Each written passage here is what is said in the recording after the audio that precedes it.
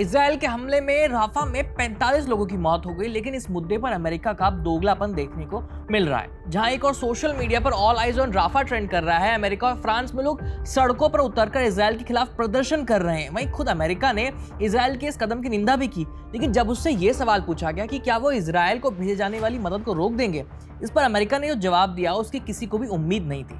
Rafa में हुए नरसंहार पर अमेरिका ने क्या कहा, आज इस वीडियो में यही बात करेंगे। नमस्ते, मेरा नाम है आयुष और आप देख रहे हैं एबीपी लाइव वर्ल्ड, जहां करते हैं बात अंतर्राष्ट्रीय प्रसंगों से जुड़े मुद्दों की।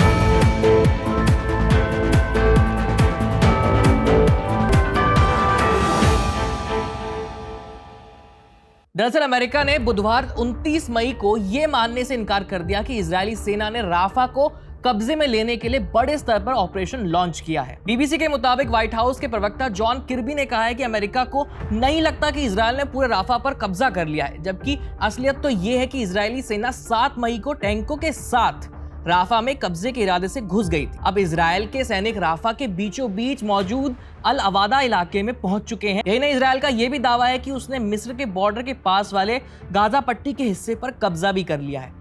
और 26 मई को इजरायली सेना के हमले में राफा के रिफ्यूजी कैंप में रह रहे 45 लोगों की मौत हो गई, जबकि 200 से ज्यादा लोग घायल हैं। आपको बता दें कि दुनिया भर में मानवता, लोकतंत्र और ह्यूमन राइट्स के ठेकेदार अमेरिका ने इजरायल को राफा पर हमला करने से मना भी किया था। अमेरिकी राष्ट्रपति जो बाइडेन ने 1 महीने पहले इजरायल को चेतावनी देते हुए कहा था कि अगर इजरायल राफा के राहत शिविरों पर या ज्यादा जनसंख्या वाले इलाकों पर हमला करता है तो वे इजरायल को हथियारों की सप्लाई देना बंद कर देंगे। बाइडेन ने कहा था कि इजरायल राफा में घुसपैठ को लेकर अमेरिका की खींची गई इस लाल लकीर को पार ना करे, इसको न लांगे। इस चेतावनी के बाद भी इजरायल ने राफा पर हमला किया, जिसमें 45 लोगों की मौत हो गई। लेकिन अब उसी ह्यूमन राइट्स के ठेकेदार अमेरिका ने 45 लोगों की मौत के बाद भी ये मानने से इनकार कर दिया है कि इसमें इजरायल ने कुछ गलत किया है। अमेरिकी विदेश मंत्रालय ने कहा है कि इजरायल मामले की जांच कर रहा है, इसलिए हमें इस मामले पर फिलहाल कुछ नहीं कहना।